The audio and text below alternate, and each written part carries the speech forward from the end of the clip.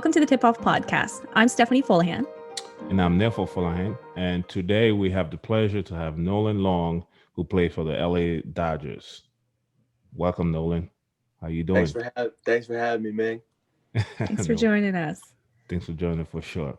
So Nolan obviously played at Wagner when I was a senior. He was my rookie, my freshman guy. Then he played for uh, professional baseball team, LA Dodgers. So Nolan, go ahead, tell us a little bit about yourself. Yeah, so like Ming said, at Wagner College, I actually played two sports there. I was on a basketball scholarship, and that's where I had the pleasure to compete with Ming on the hardwood. And in the springtime, I played baseball, and the opportunity came for me to play professional. I was drafted by the Dodgers in 2015. I took that route, and I'm still working my way up the ladder, just playing baseball at the professional level. And still get to play a game every day, which is kind of cool. That's pretty cool. So let's go back a little bit. How did it all come up? Like, what sport did you first start playing? How old were you when you started playing ball or baseball? Well, I mean, I really can't recall a time where like I fell in love with either game, because it was always just kind of been in my bloodline to just play everything. Honestly, it was just everything from football outside to street hockey to baseball to basketball, and there was a connection with baseball and basketball the earliest and the most, because my dad played both sports, basketball and baseball, at a Division I level at University of Rhode Island. My uncle also played it at UConn, so it was just kind of like always in my family, in my blood and stuff like that. And I come from a family of all athletes, so it was just kind of like I had the most guidance within those games, and that's kind of where I slowly was led to. And I felt like, at the certain age in high school, whatever, where people kind of focus on one, I was like, I'm pretty good at both of them. I'm just going to keep playing until either one takes off, or until I want to walk away from either one of them. And, the opportunity to go pro came earlier with baseball, and, I decided to double down on that. And, that's what I've been doing ever since. That's amazing. And who would you say that kind of pushed you the most? Would you say your father, your mom? I mean, like you say, it was a family affair pretty much. It was definitely a whole family affair. My mom was definitely more intense than my dad. My dad was Really? kind of like that late. Yeah, my mom was real. My mom was real intense. Not so much in a bad way where she was pushing me like kind of away from the game, but it was like, I mean, if she was in the stands, you had to perform, or else like that car ride home was going to be a little bit.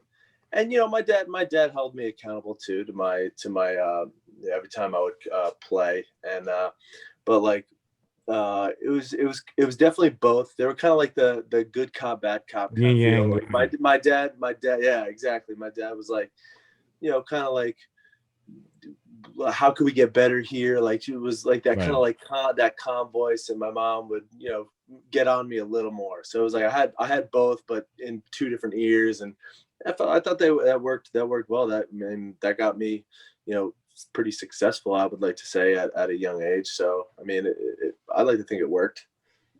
Well, I would think so. You look at the outcome. So yeah, I mean, that's amazing to have both parents who, I guess, to be honest, not a lot of people, not a lot of athletes are lucky to have both parents to be able to push them, and so that you can be successful.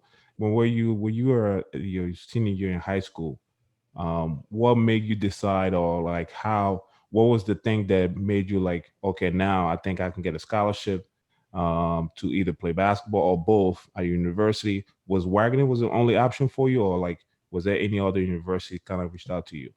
So because I took kind of a different route with both sports, I was actually committed. It was because I kind of came into my own in baseball first. I was a tall kid who threw hard, who was athletic, which kind of stands out amongst young baseball players. Oh, by the way, he's viewers that listening or watching. He's 6'10", so 6'10", he's yeah, there. not quite as tall as Ming, but up there. So like I was a tall kid who threw pretty hard, and I had a feel for the game. So I was getting recruited as like a sophomore in high school for just baseball. Meanwhile, I'm still playing basketball, but it was just baseball kind of overshadowed because I was so young and like stood out at that age, like on the stage of playing baseball. Right. So it was like I was going on visits and to like ACC schools, like wow, getting interested in SEC schools, like big time schools in baseball. I was 15, 16 years old, and I was like, okay, like this is cool. Like this is the route I'm going to take. But as like my baseball skill was here at that young age, my basketball skill was kind of coming into its own, and it was kind of creeping up. And I was just like, okay, like, I mean, if this is what it's going to be, it's going to end at the end of high school, whatever, like, so be it. So I committed to the University of Rhode Island to play just baseball. So I was my junior year, I committed. And so I'm committed. I'm still playing basketball. It's in my blood. I'm still doing it. And my senior year comes along, and I have the best year possible playing basketball. Won the state championship. I all state, whatever. Just had my best year so far. And I'm like, I'm still improving. I was like, I'm still going up. Like, and that feeling where it's like, well, I don't want to just kind of put this down yet while I'm just hitting my stride. So I was like, and then that's when the idea of prep school came in, because it was always an option. And I was like, you know what, I decommitted from University of Rhode Island, and because I signed my letter of intent and all that, but because I was going to a prep school, I wasn't going university to university. Right. I was just doing another year of high school. Right. And that's when I stumbled upon, South Kent School, came to a couple of my games, liked my size, athleticism, my feel for the game. And, I ended up at South Kent School. And I mean, the deal with those. Right. You had college coaches from all over the country in those little ass gyms coming to watch you guys. And, the conversation that I had to have was, hey, if you want to give me a scholarship, you got to contact the baseball coach and say they're getting a baseball player too, if you want me to go to your school. Right. And so, long story short, ended up at South Kent School, and I was getting interest in schools that would let me play both. Some liked me but didn't have a baseball program. I saw the whole thing, the whole spectrum, and Wagner was the best fit with both sides, both sports. So that's kind of like the shift where it was like I was just baseball. I started to hit my stride in basketball, went and found the school that had the right fit, and that's where I ended up. That's crazy you say that, because even what we're doing here with our prep program, we got all these kids that we recruit from all over the place, right? So different area, bringing them into our prep, because at the end of the day, high school is great, but when you play like yourself, who aspire to go to the next level or aspire to be a professional and make some good money or living, the prep route is always a big option to think about, right? And unless you like coming out of high school, you're a senior, and then you have like 50 college coaches, and I'm talking about like UCLA, like big schools really want to, right, everybody, then that's fine, you can just kind of go there. But a lot of kids need the extra year, and I think, and quote me wrong, I mean, tell me if I'm wrong, but you need the extra year of prep school make you a little bit more older, a little bit stronger, and then understand the game, either basketball or baseball. Just the extra year, the extra boost, right? Exactly. Yeah, absolutely right. Because like, look, I was playing at a small public school in Connecticut. I played AAU, I played travel, I played against like good competition. The competition where you're playing AAU ball, like you get that exposure. Crazy. And it was like, okay, so I'm here, I'm just playing against, it was like few and far between. It was like, okay, this team is really, really good. Like I could really showcase my skills against these guys, but then they're the weaker teams because it's like it's a public school. It happens.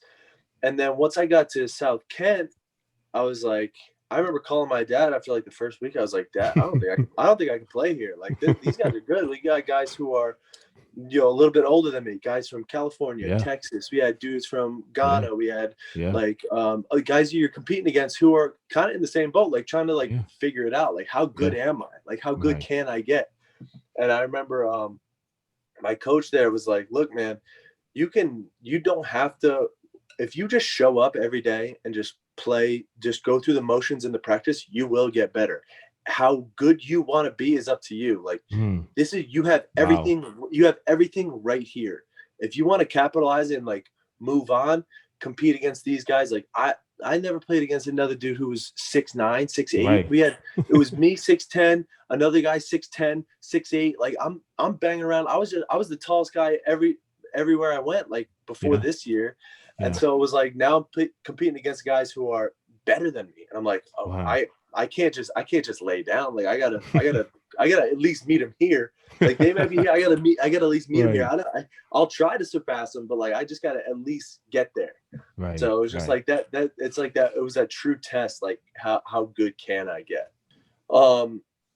Very rarely. Like the higher I went up, like prep school was, everybody was just one sport. I was the only 2-sport guy, and then it was like college. I mean, my roommate Greg Sinat ended up playing football. So like at the end of his college career, they're very few and far between. But what was cool is because once I signed professionally with the Dodgers organization, like I started to see guys who kind of took almost the same path as me. It was not so much baseball and basketball because those seasons are right back to back, and like that's a tough thing to kind of do. There was a lot of football baseball players. Right. So like I've met guys who played, like I played with a guy who played football at West Virginia and baseball at West Virginia, played football at Oklahoma, played that's baseball crazy. At Oklahoma. So like these guys were like Division I football players who were also professional baseball players as well. So it's like you got to kind of like, there's that like unspoken bond that we had, like, all right, like this guy also played a different sport. Like there's a little bit of respect. I mean, just absolutely. Because like just the balance, especially with school and all that stuff. Like you had to go to class, and like there were times where I was going from locker room to locker room, like right back to back, like to practice here and then go practice there. And there was like, that's crazy because I never seen that part, which is amazing now to look back at it. It's crazy. I give you mad respect now, like, to play 2 sports and still go to school, because I knew just school and basketball alone for me was like, holy tough.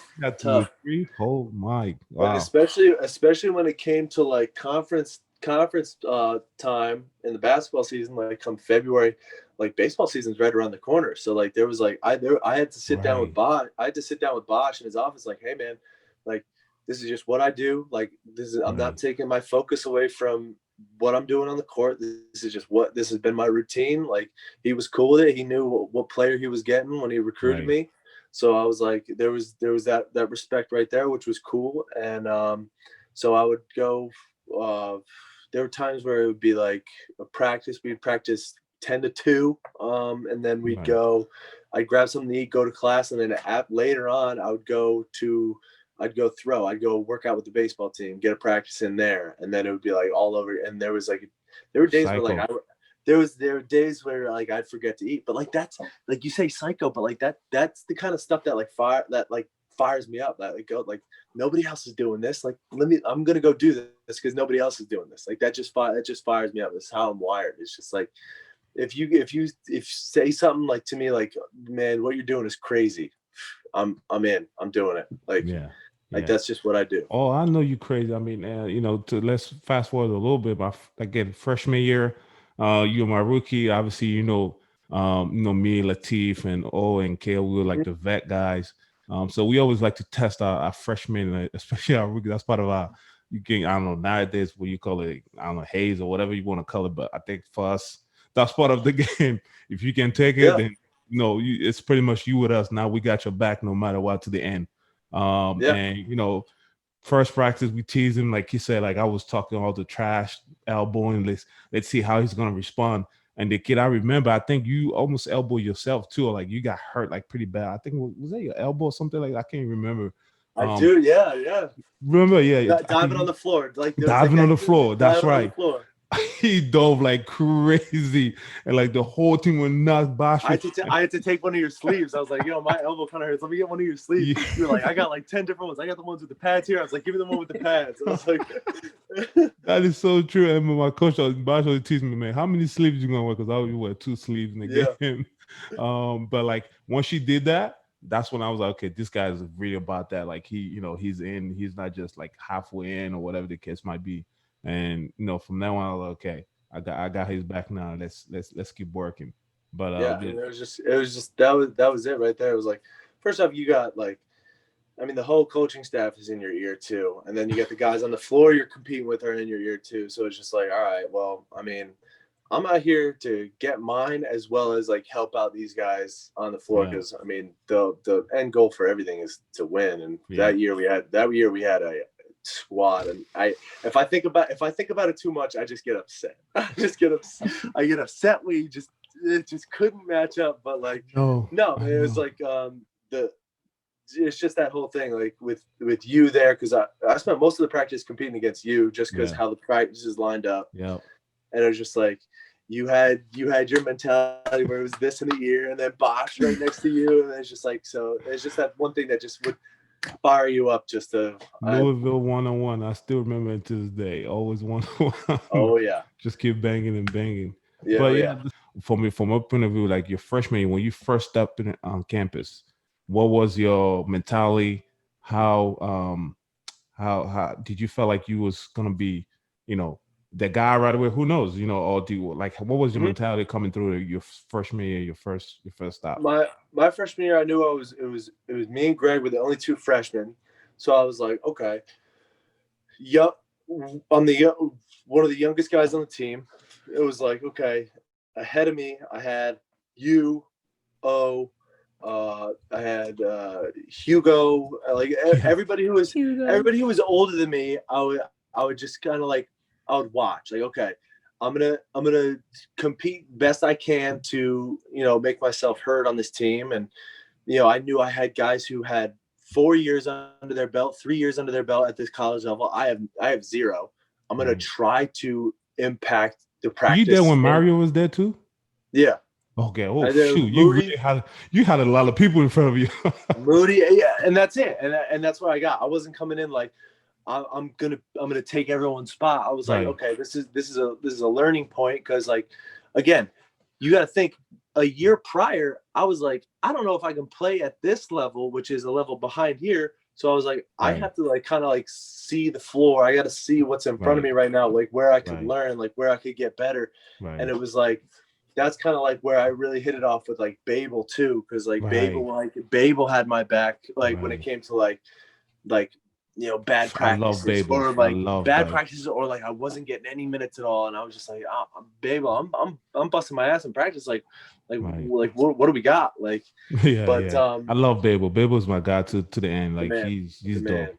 Yeah, so it was just like my mentality going in was, I'm gonna give it 1,000% here, but like I'm also here to kind of like grow my game, like watching guys like you who've been around, like playing at that level for years before I was. So it was like just kind of impact practices and whatever I could do in games, whatever I could do to help. It was just like, and then grow from there on out.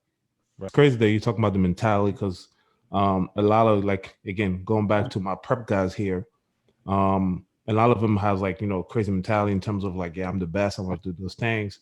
But also sometimes, I look back and I look at them and I have a little smile, because, me putting myself in their shoes sometime and seeing them, let's say if some of them go to university or, NCAA, it's not going to be as easy as they think. They have no idea.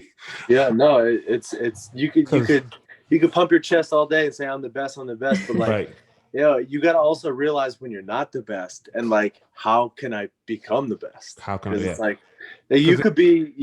I could, if I were to walk into Wagner and be like, I'm the best, and like everybody else is like over here, and I'm still stuck right here. Like, I'm gonna be way behind everybody. So it was just kind of like you got to kind of like read the room and like see Right. how much better you can get. Absolutely. And you know what? It's crazy you said even my freshman year, like I was lucky enough, my veteran was, I guess, not as good as I was against you, but they were still pretty good. I had, Cliff and those guys was good, Mhm. but I was, I have a, like you said, I was always like a rah, rah, rah guy. I was trying to like challenge people, always trying to like dunk on somebody or like block shots, things that way. So, and like you said, the craziness, you got the craziness like that. I got the craziness where it's like, on the court, I don't know you. You were Like trying to get in here with a lot of guys, like a lot. testing a lot of guys in here. Absolutely, that was definitely my game plan. And to this day, even the way I coach nowadays, like I'm always like, I tell the kids like, you don't D up, you don't play.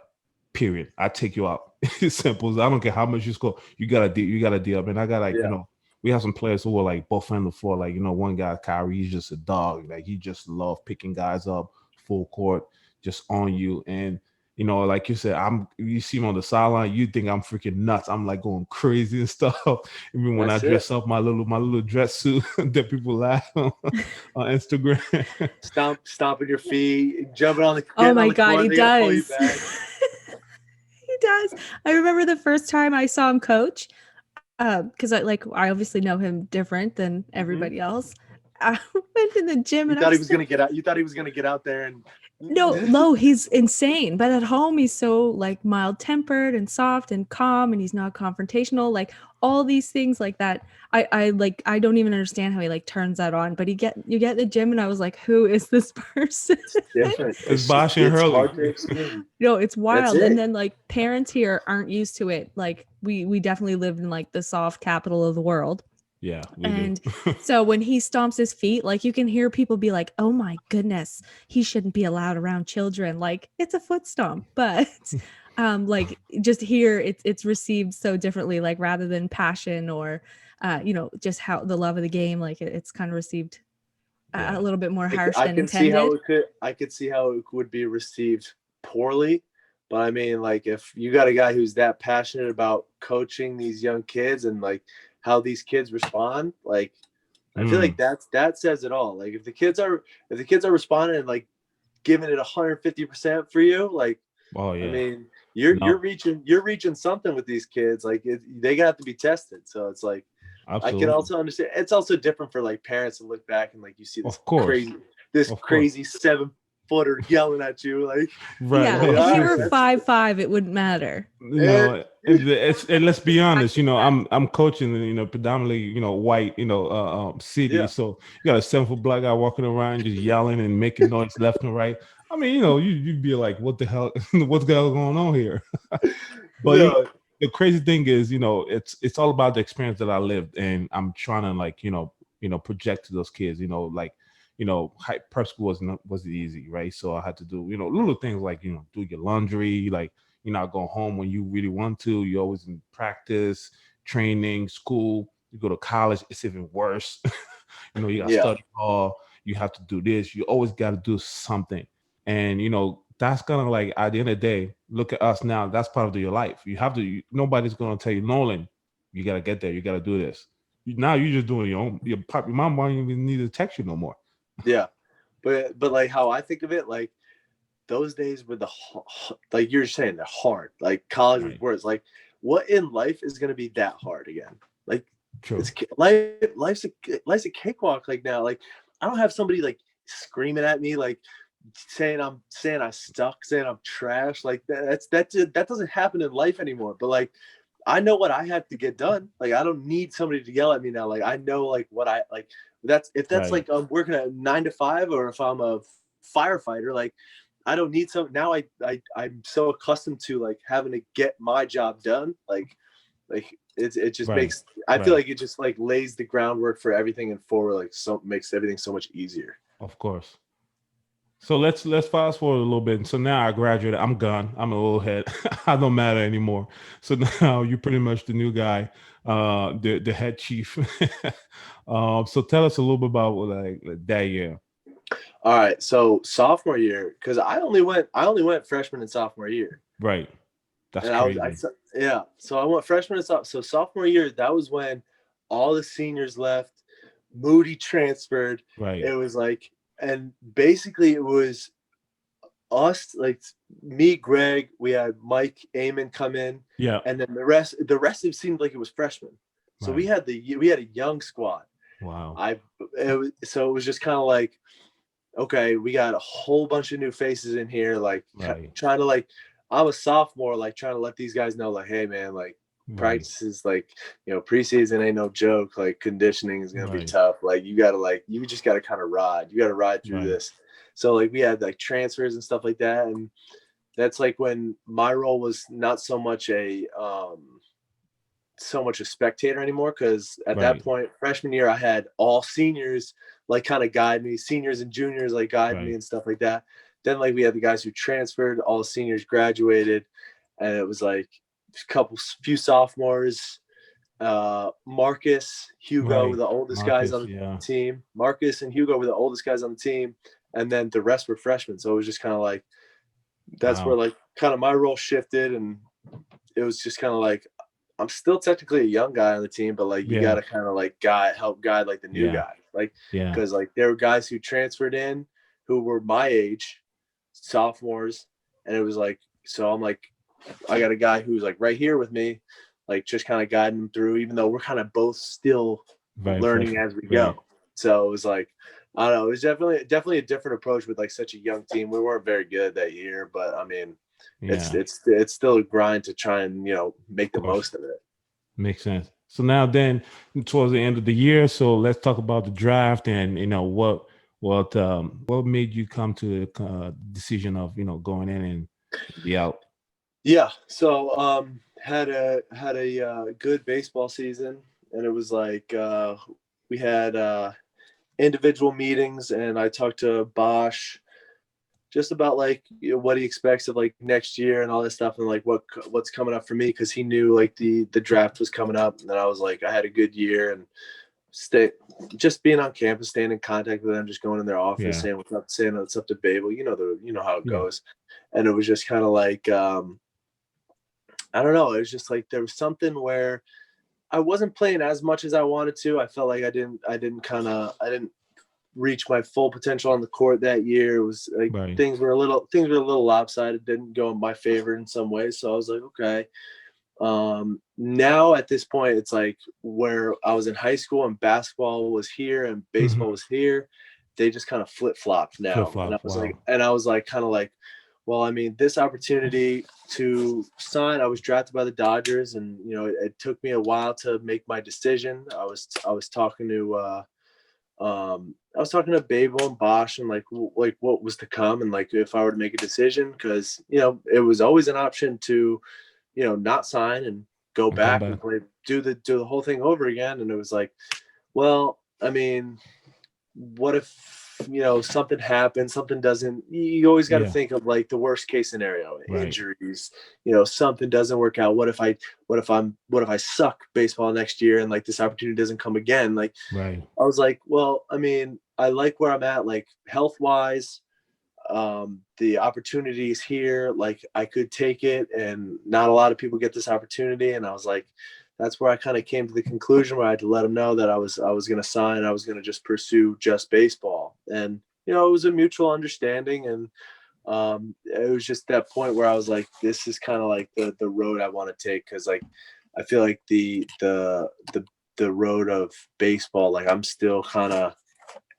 improving. I'm so far ahead in baseball with more to come compared to basketball, and that's kind of like what really made me settle upon that. So now during COVID, how's it going with the teams? The team shut down completely, or like what do you do? So okay, if the big leagues are here, I'm like right below it. So I'm waiting for one call to just kind of make the most of my career. So, but like now during COVID, it was like the big leagues barely got to play. They got played half their season, a little less than half their season, and then everybody else underneath didn't have a season. Wow. So it was just kind of like that was kind of like they threw us under the bus there. It was just kind of tough. Like yeah, everybody was kind of on their own from there because nobody was allowed at the complexes, like at none of Yeah. the stadiums, because you can't have people there. So there was a whole Yeah. bunch of rules and all that. So it was just kind of like everything is on your own, and like Yeah. that's like kind of a thing where like, okay, like I'm not the only one who's going through this. Like Yeah. everybody else around me is got to be doing the same thing. Like I could either just pack it in and call it quits here and just say, oh, I'll wait for next season, or I could make the most of it and try to improve as best I can. So that way, when I do come back, I'm ahead of the guys who did nothing. Because there's always those guys who see like, oh, time off. I've never had time off. Like, let me take it off. Like, Mm-hmm. I don't want to have this time off. Like, I'd rather be playing. I'd like if this was a normal year in the world, like I'd be playing right now. I gotta like hone in on my skills. Like let's ride. Let's use this as an opportunity to like be the best I can be. And I feel like I kind of channeled That's that. dope. I kind of channeled that mentality where like a lot of guys were not so much feeling sorry for themselves, but like we have no season. What do I do now? Like a why Right. me kind of thing. It was like Right. because what really kind of pushed me through it was a kid who I live right near in Connecticut. He also is a professional baseball player with the Pittsburgh Pirates, and he's kind of got that. He's kind of like that, got that sicko mentality as well, where Mm-hmm. it's like, let's make the most of it. Like we Right. can't just lay down. Like we got work to do, kind of thing. So it was like we were like working out on football fields because no gyms were open. We were working out on football fields, doing whatever we could. People Mm-hmm. were yelling at us, you can't be there. Like we'd go to the soccer field. That was like down the street. We go to the soccer field, doing our workouts on the soccer field. People were calling the cops on us because two guys were working out on the soccer field. We were talking to the cops, like we can't be there. It was like we had to make our own, like we had to make our own little outdoor facility on like a friend's property Right. that he had. And it was just kind of like it was the thing where it's like we gotta find a way, like where you gotta find out how to get it done. Man, that's a dope way to even end this podcast. You gotta find a way, Yeah, figure it out. Whatever you gotta do, you gotta get it done. exactly. And that's amazing, man. Thanks so much, Nolan, for coming through. That was very, very good. Steph. Oh, I totally appreciate it. I I think appreciate you you're guys. super impressive. Your work ethic is crazy. I appreciate you guys. Thank you for having me. No, that was dope.